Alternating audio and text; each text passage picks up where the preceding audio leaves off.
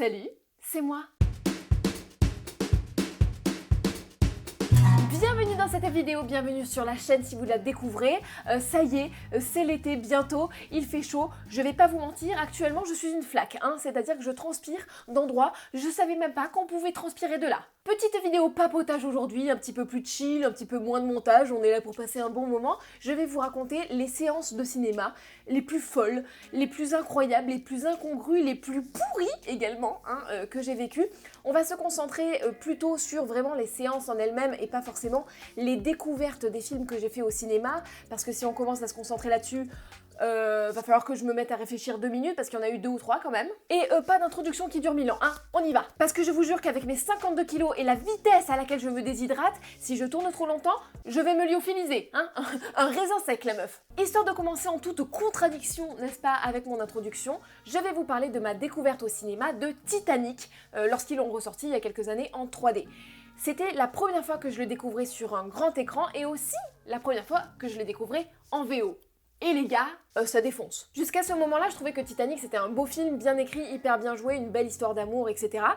Mais là, vraiment, ça a changé ma vision du film. En plus, je l'ai découvert dans un cinéma où l'écran, les gars, était immense. Et je vous jure que quand vous voyez ce film sur grand écran, c'est pas la même raclette. C'était hyper impressionnant, gigantesque. Ce film est incroyable. En plus d'être intéressant sur le fond, avec tous les enjeux, les inégalités sociales, etc., la forme est magnifique. Vraiment, on se rend compte, là, que c'est en fait l'histoire d'un putain de gros paquebot qui coule. Formidable, amazing. Si vous avez l'opportunité de le voir sur grand écran, vraiment, jetez-vous dessus. Je me suis pris une gentille petite clacasse des familles. Après la séance qui m'a claqué, parlons de la séance qui m'a fait rire. Et là, je tiens tout d'abord à m'excuser auprès des gens qui étaient avec moi dans la salle ce jour-là, même s'il n'y en avait pas beaucoup. Je ne sais pas ce qui s'est passé. Je ne sais pas ce qui s'est passé. Avec mon meilleur ami, nous nous ennuyions un tant soit peu à cette période-là de l'année. C'était une après-midi, il faisait très chaud et on a vu qu'une séance de cinéma était disponible. C'était en VF, mais il y avait la clim, on était bien installés, c'était toujours ça de prix. Et donc on décide d'aller voir Maléfique en VF. Comment vous dire, les gars, qu'on n'a pas des masses accrochées au délire? On n'a pas accroché du tout. On a trouvé que c'était plus ou moins une bouillie d'effets spéciaux, une histoire qui était vraiment pas très intéressante. Écoutez, je sais pas si vous l'avez kiffé, après c'est très possible que juste je n'étais vraiment pas dans ce mood-là à ce moment-là, je l'ai pas revu depuis donc je saurais pas vous dire. Toujours est-il que passent les 3, 5, 10 premières minutes et là, avec mon meilleur ami, on s'est regardé, on a regardé la dégaine d'Angelina Jolie, on s'est regardé, on a vu le charisme de Lord FDP là, on s'est re-regardé, et on s'est pris un fou rire les gars, mais un bail. C'est bien simple, à chaque fois qu'il y avait un nouveau personnage qui apparaissait à l'écran, que ce soit ces fées chelous là, Elle Fanning que j'aime beaucoup mais qui a l'air sous LSD pendant tout le film, ou alors une de ces créatures les plus pétées les unes que les autres, on explosait de rire, on pleurait vraiment dans le cinéma. Attention, c'était en après-midi de semaine, on était quasiment seuls dans la salle, on n'a pas dérangé grand monde, mais quand même, si vous étiez dans la salle à ce moment-là, même si je ne regrette pas, attention, parce que ça reste un excellent souvenir, désolée de vous avoir potentiellement bien cassé les couilles. Passons à une séance tout aussi agréable. En 2017, je faisais beaucoup d'allers-retours Marseille-Paris pour le boulot, pour passer des castings ou alors pour des projets pro. Et je prenais très souvent un des premiers trains le matin, celui qui partait à 6h du mat et qui arrivait à 9h30. Et vous arriviez forcément complètement éclataxe. Et donc me voilà à Paris. Je devais attendre jusqu'à la fin d'après-midi pour aller sur le tournage où je devais aller. Et donc, je erre dans les rues, à Paris, entre midi et 2, avec le contre-coup du fait de m'être levée à 5h du mat. Tous mes potes qui habitent à Paris étaient en train de bosser parce que c'était en pleine journée. Et donc voilà, j'étais seule dans la rue avec toutes mes affaires pour le tournage, en train vraiment de errer tel un zombie sans but dans les rues. Je passe devant un cinéma et je vois qu'il y a une séance qui rentre pile poil parfait dans mon timing. Et c'était une séance de La Belle et la Bête, la version film. J'étais moyennement joyeuse parce que je savais très bien ce qui m'attendait, à savoir un film bif-bof. Et spoiler, sans surprise, le film était bif-bof. Mais je me pelais le cul et là je me disais que j'allais être au chaud dans des sièges plutôt confortables et que c'était toujours ça de prix comme dans l'histoire précédente. Donc me voilà en train de regarder La Belle et la Bête. J'étais seule dans la salle, le film s'est lancé et les gars, j'ai tenu approximativement 20 minutes. La seule chose dont je me souviens après, c'était le générique de fin. J'ai tapé ma meilleure sieste, écroulée sur les sièges de cinéma. C'était hyper reposant. Alors évidemment, attention, ça fait pas cinéphile parfaite, mais primo, j'en ai pas grand chose à carrer. Deuxio, j'ai gêné personne, j'étais toute seule dans le cinéma, j'ai manqué de respect à personne. Et tertio, j'ai vraiment tapé ma best sieste ever, donc balèque. Séance beaucoup plus rythmée cette fois. Il y a quelques années, comme chaque année, les cinémas font à tour de rôle leur marathon Harry Potter sur 2 jours et je suis allée me faire ça avec une copine. Et ce qui est bien dans ces circonstances-là, c'est que vraiment, les gens qui vont se taper 2 jours entiers de films, c'est des gens qui généralement adorent ces films. Et donc, vous êtes dans une ambiance de gens qui sont en train de kiffer. Vraiment, tout le monde avait ultra tout prévu. La bouffe, les boissons, le confort. Il y en a qui étaient déguisés, il y en a qui étaient quasiment en pyjama. Et on avait un espèce de truc de connivence entre les membres du public où vraiment... On avait l'impression d'être dans un gigantesque salon en train de mater un film entre cousins. Il y avait vraiment une trop bonne ambiance et à la fin des 2 jours, même si on était tous éclatés, vraiment, pendant qu'il y a la grande bataille finale, tout le monde était à fond. Une espèce de communion, de connexion incroyable. Tout le monde frissonnait en même temps. Et il y a eu plein de moments comme ça, vraiment des cris de joie lorsque Neville nique sa mère au serpent, des applaudissements lorsque McGonagall réveille les statues, etc. Vraiment une communion, une connexion.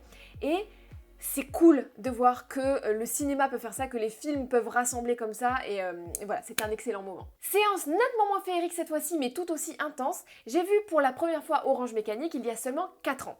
Parce qu'il fait partie de ces films, vous savez, que vous n'avez pas vus, parce que vous attendez de les voir dans les meilleures conditions possibles, vous attendez le moment parfait. Des fois, ça peut être très très long comme attente. Et un jour, je passe devant le cinéma où j'allais tout le temps, et je vois qu'il y a une rétrospective Kubrick avec notamment Orange Mécanique, et je me suis dit, c'est là. This is the perfect moment, this is the perfect moment. Je me suis donc dirigée pour réserver une place et je suis allée voir Orange Mécanique pour la première fois sur grand écran au cinéma. Je m'étais préparée à avoir la trouille parce que ma mère avait grave flippé devant ce film-là et que, en termes de cinéma, vous êtes devant une flippette catégorie premium, donc je m'étais préparée à ça et je n'ai pas flippé du tout. Ce film m'a fait 2 choses. Primo, je me suis pris une claque monstrueuse parce que ce film est un bijou. En termes de mise en scène, notamment la première partie, toute l'esthétique, la réalisation, le montage, c'est de l'art, vraiment de l'art. Et deuxième mot,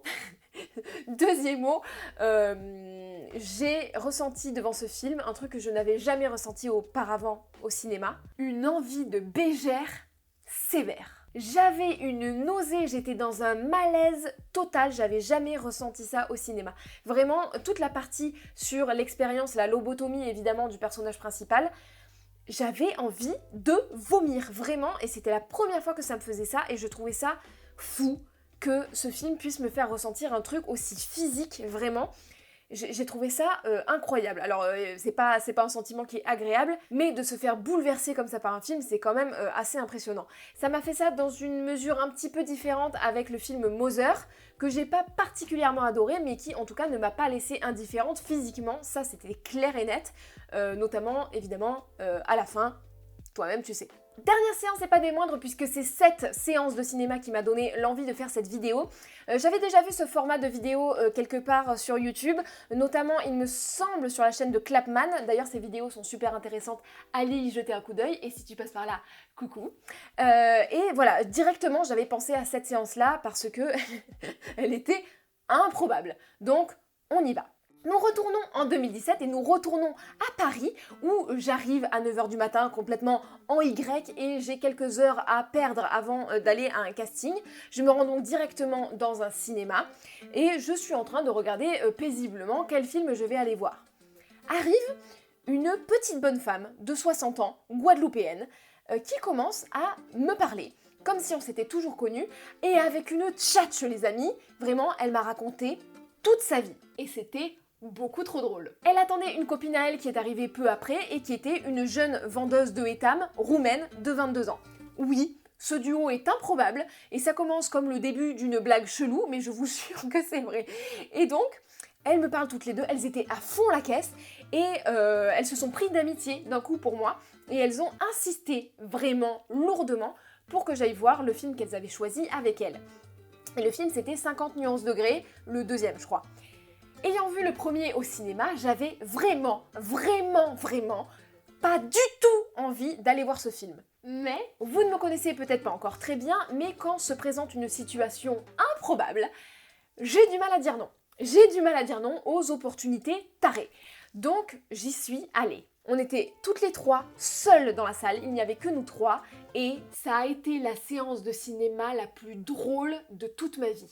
Elle vivait le film, et vous savez, comme dans les parodies, dans les comédies américaines, où on voit les gens qui vont pour la première fois au cinéma et qui vivent le film vraiment. Elle criait, elle bavait, elle se levait. À chaque fois que Christian Grey apparaissait, elles hurlaient et elles sortaient des punchlines comme quoi elles avaient envie de se le taper, mais c'était du Shakespeare, les gars, vraiment. On aurait dit que c'était écrit, c'était incroyable, j'étais morte de rire et ça a été une séance incroyable. J'ai rien suivi au film, vraiment j'étais au spectacle. C'était vraiment trop cool. On est sorti de là, elles continuaient à faire des blagues vraiment mais à mourir de rire. Et elles ont encore insisté lourdement pour que je vienne avec elles dans un bar à tapas pour qu'on mange ensemble.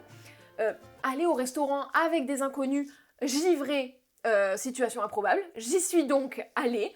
Et on a passé 1 heure comme ça à papoter, à manger des tapas, à boire de la sangria. Beaucoup trop d'ailleurs pour quelqu'un qui avait un casting 30 minutes après. Elles me sollicitaient beaucoup, elles voulaient tout savoir de ma vie. Elles ont insisté vraiment très lourdement pour tout payer, vraiment pour me rincer alors qu'on avait bu beaucoup, mais vraiment elles y tenaient. Et la jeune fille roumaine qui avait un accent, mais c'était trop beau quand elle parlait. Elle revenait d'un voyage en Belgique où elle avait ramené tout un tas de cadeaux pour sa famille, etc.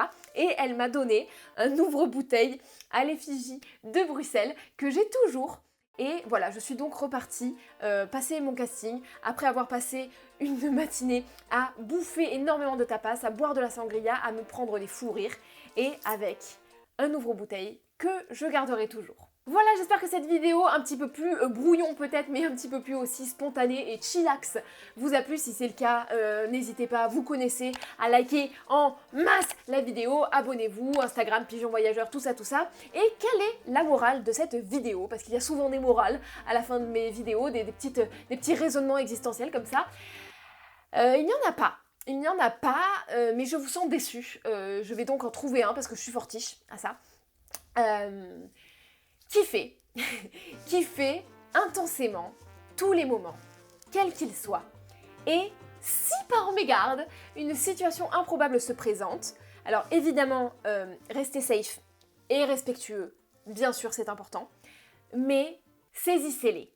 Saisissez ces situations improbables parce que l'improbable et l'imprévu, souvent dans la vie, ça vous amène soit des choses incroyables, des rencontres merveilleuses, des relations qui se tissent et qui resteront en vous pour toujours, soit, en général, de bonnes histoires à raconter. Donc, c'est tout pour moi. Je vous fais de gros bisous, n'oubliez pas de rêver et bien sûr, passez une bonne fucking journée.